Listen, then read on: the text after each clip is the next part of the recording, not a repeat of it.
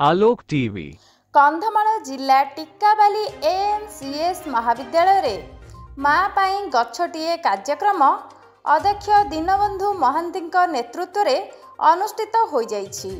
600 रु ऊर्ध्व छात्र छात्री कॉलेज परिसर एवं बाहरे 500 आंब पणस चाकुंडा रोपण करथिले। जातीय सेवा योजनार प्रोग्राम ऑफिसर अध्यापक ज्ञानरंजन भोई, अध्यापिका चंपा सोरेन, युव रेडक्रॉस संयोजक अध्यापक रतन दिगाल परिचालना करथिले।